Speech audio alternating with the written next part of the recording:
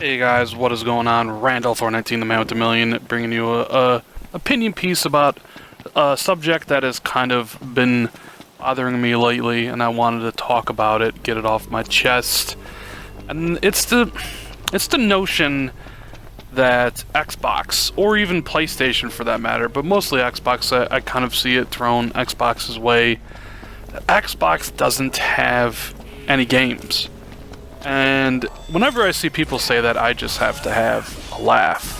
You know, it's completely ridiculous that Xbox doesn't have any games. And let me just break it down for you, okay?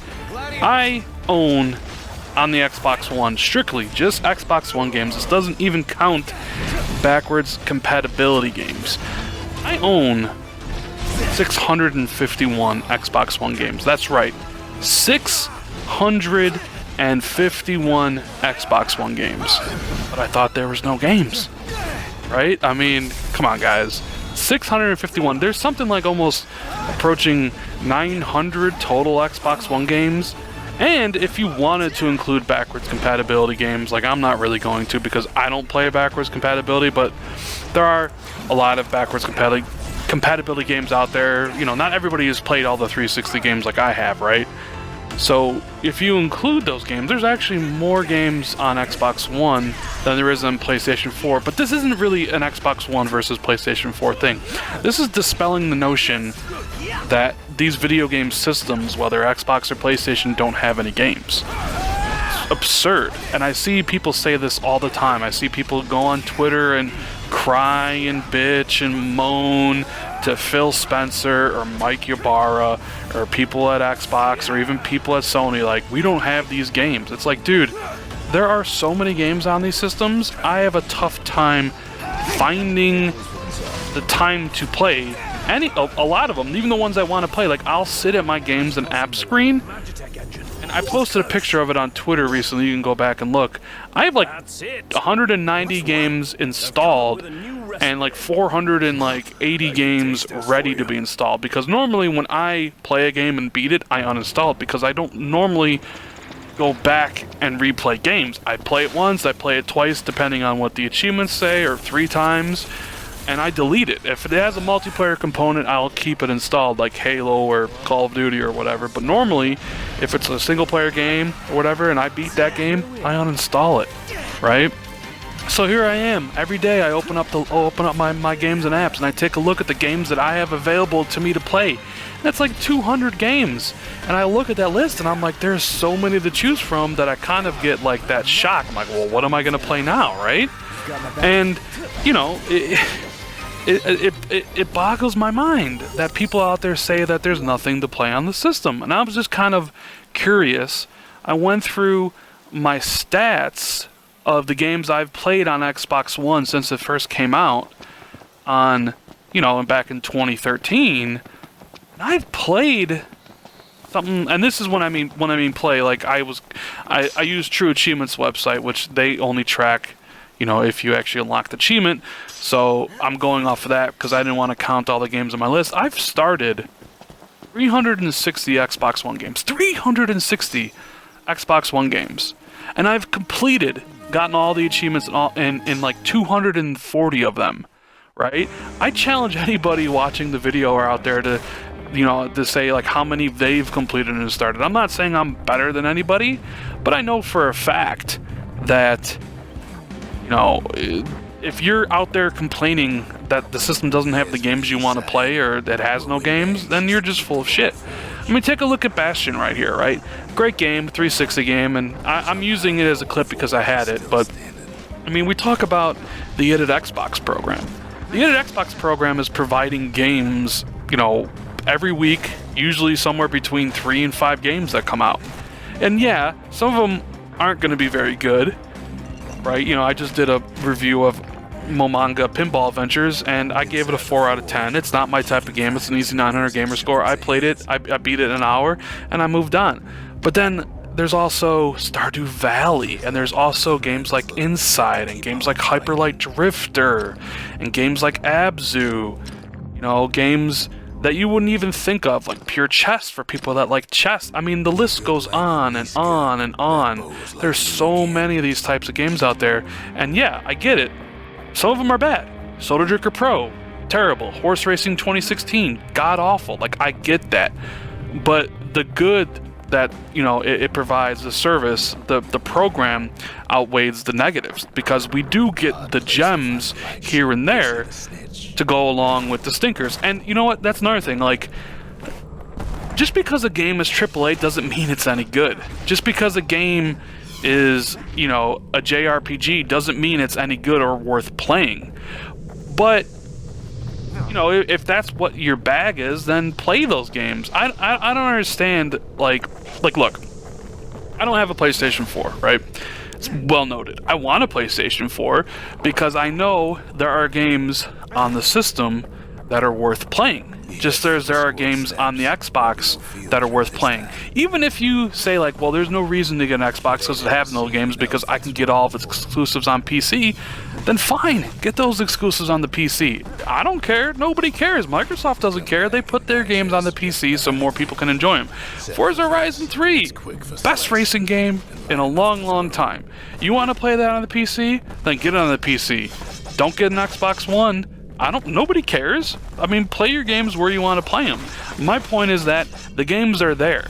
You're just lying not only to yourself but everybody around you when you say that these systems don't have games worth playing on them.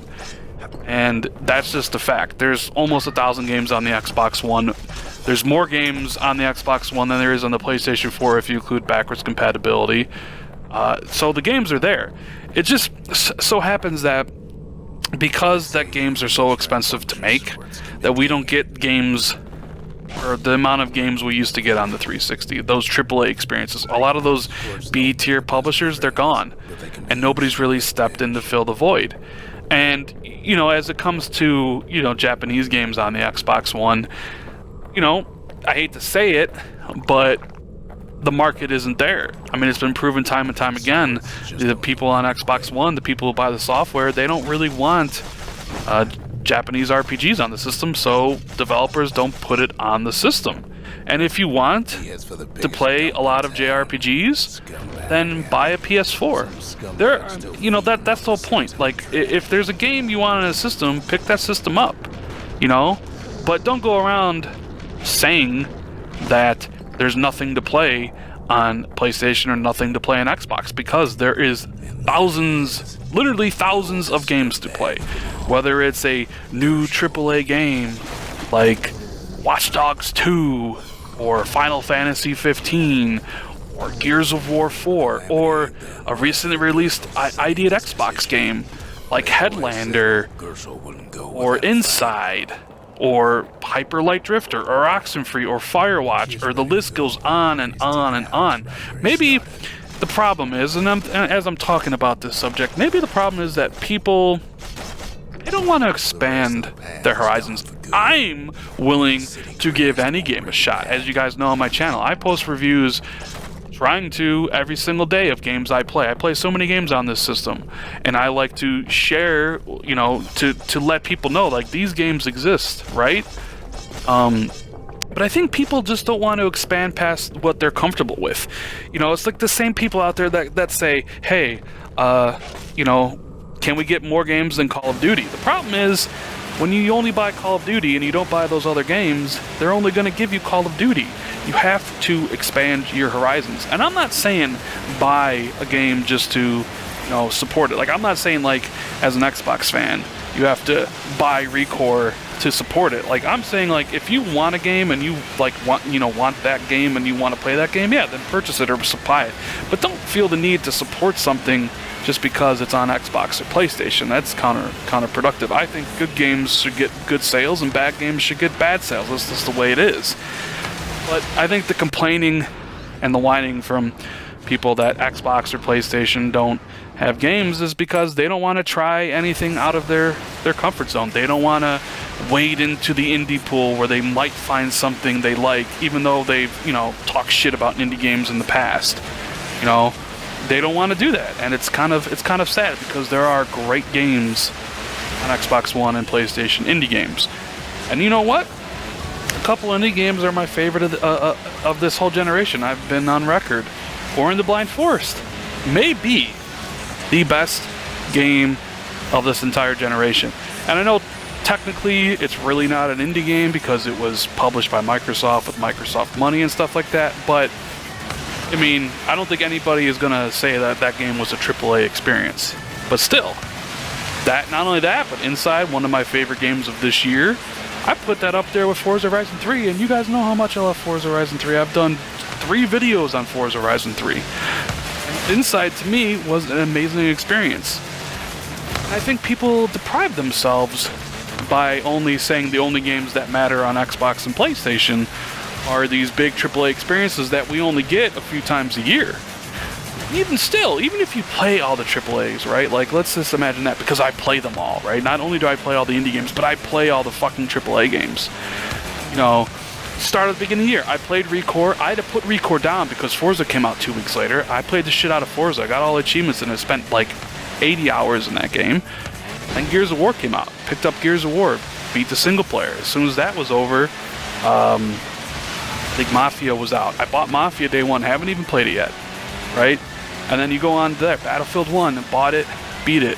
Call of Duty. Both Call of Duties. Infinite Warfare and Modern Warfare Remaster. Titanfall 2. Watch Dogs 2. I've got all these games. I've played all these games, but there's so many, even from AAAs, that I can't even get to them all. I didn't finish...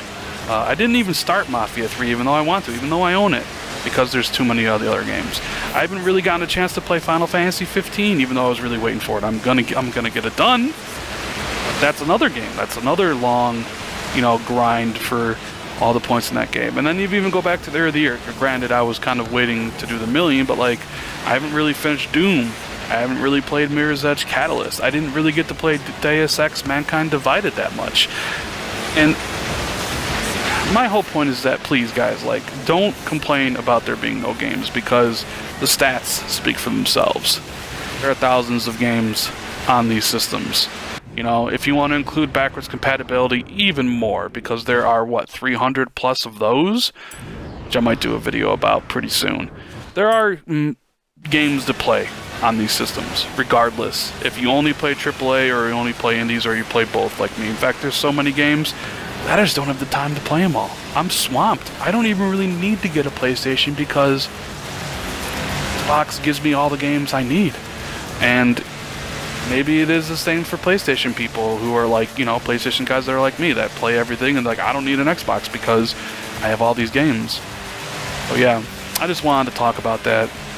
This has kind of been a big subject lately. Xbox has games, PlayStation has games. They're approaching thousands. Some are going to be bad. Some are going to be terrible. That's just the way it goes. A lot of them, if you open up, you know, if you step outside your comfort zone, you'll find a lot of these games to be really good and enjoyable. And that's just, you just got to kind of find what you like and kind of step out of that zone, you know? And I mean, I'll play anything for the most part. I'll give anything, you know, the time of day just to check it out, see what's different, see if it's any good. I'm not stuck up. I'm not going to say these are only games that are good, but that's just me. Anyways, hope you guys liked the video. I'll be doing, you know, more videos every single day as it comes. But if you liked the video, hit that like button. Consider subbing for more content later.